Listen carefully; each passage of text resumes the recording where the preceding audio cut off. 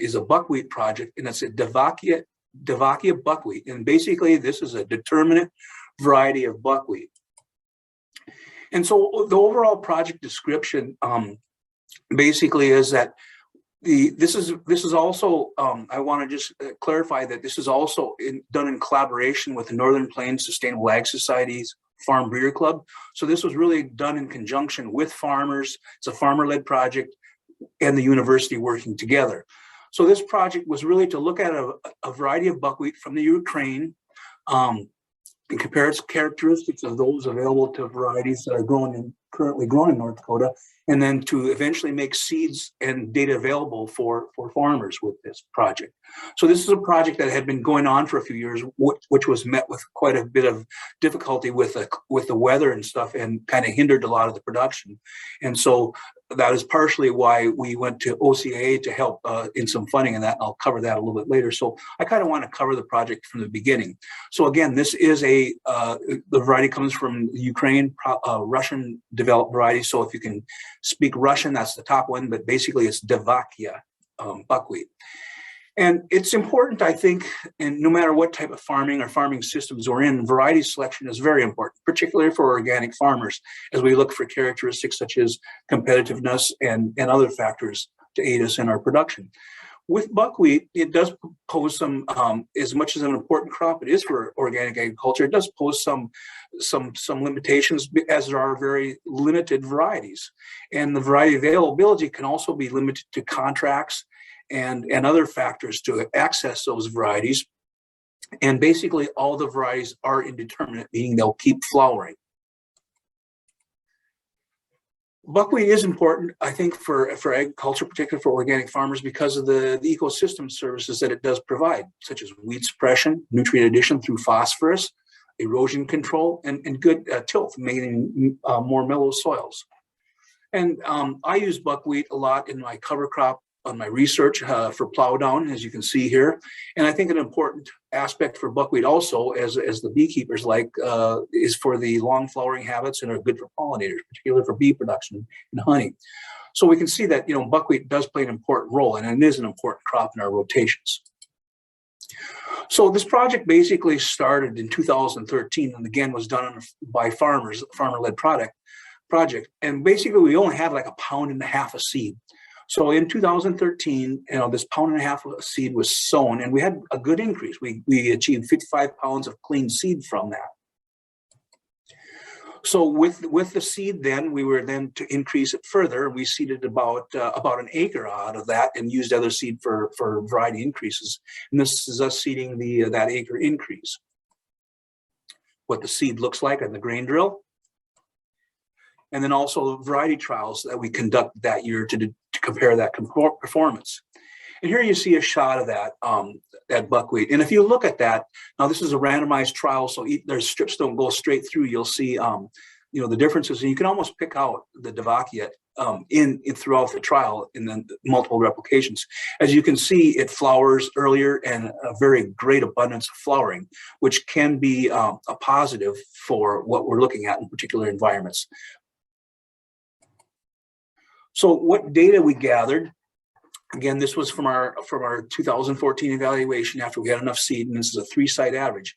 As you can see, that the days to bloom from planting, you know, this variety is quite a bit earlier than most, up to, you know, we see a difference of up to 6 days difference in initial flowering, which is relatively big considering the fact that most of our buckwheat will start flowering within 35 days or so from planting. It is shorter, which can be an advantage in higher yielding environments, and particularly if plant logic is an issue. And we have noticed that a little bit with it in some environments when it does get tall. It's better for lodging resistance. When we looked at yield then in that particular year, we didn't see great differences in it, but it does not quite have the yield potential based off of this year as some of our other varieties. In particular, you know, Kodo and Manor, which are probably our most common planted varieties in this area, we do see a slight yield difference, although it's not real great, given the fact that whether we're going to use this in an environment where we may possibly double crop or be planting later in the year, or just looking at adverse environments where, flowering at one point in time might be advantageous. So then after we had gotten to that point, and again, we did meet with a disaster, as I was saying, from that 2014 seeding. That crop was not being able to harvest because of hail. And so with that, we had extra money that we wanted to purchase seed, but we could not get any seed, in quantities from the Ukraine.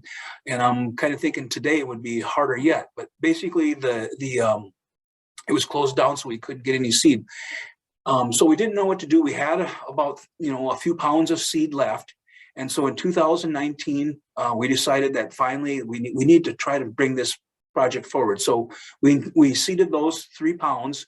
And if you look at the dates here, just to kind of give you that the time period that it is early. We're seeding in May 31st. We were swathing by August 19th.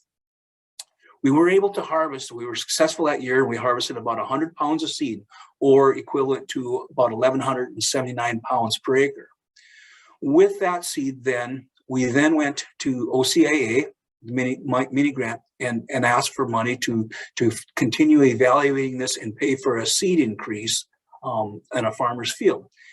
With that, Owen Trangsrud near Enderlin, North Dakota, he planted this on June 13th, swath on September 2nd. He had quite a successful harvest. He had harvested 3,740 pounds, or close to 2,100 pounds to the acre. We did a backup increase at the Carrington Research Center also, and were able to harvest 71 pounds, or a lower yield of 1,085.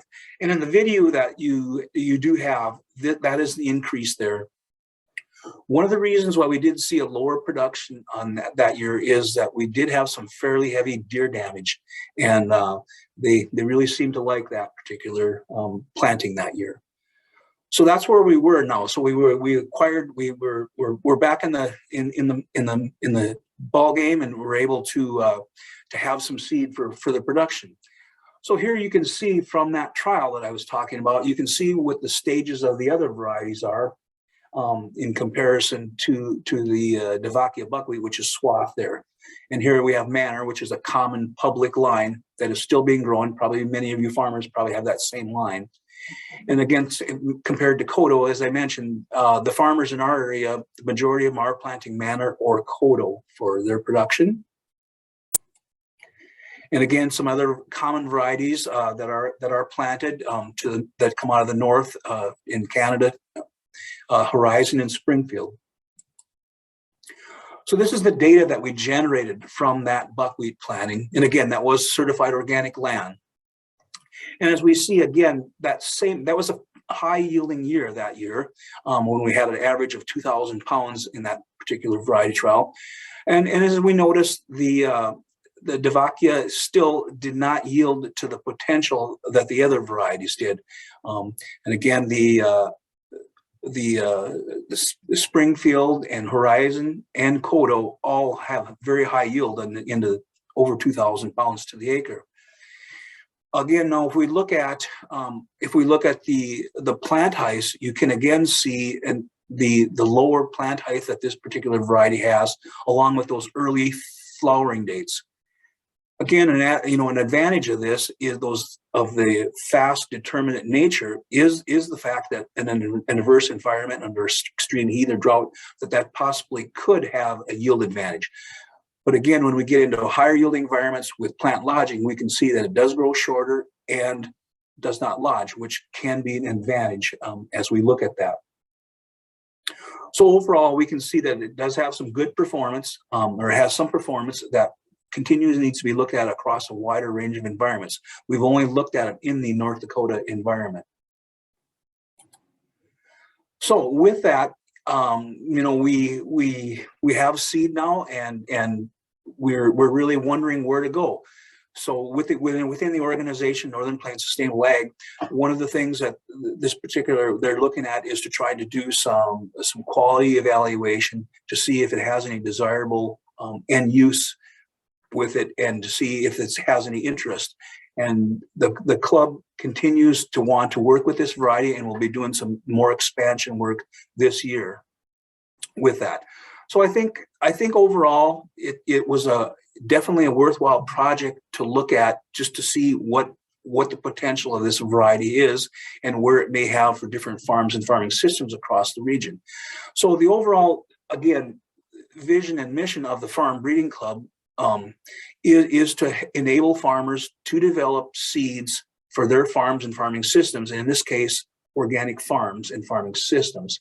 And I really want to thank you for funding this, because personally, myself and other members of the club and stuff, we feel that we really need to be using organically raised, organically developed seed in our farms and farming systems. I think some of the data shows, particularly that's data that's been developed by Jones and Murphy out at Washington, shows that if we would develop varieties in this environment, we would achieve better performance in our farming systems. So I thank you very much for supporting this work and for the concept of developing organic and grown and developed organic seeds. So with that, I thank you and can take time for questions if there is any.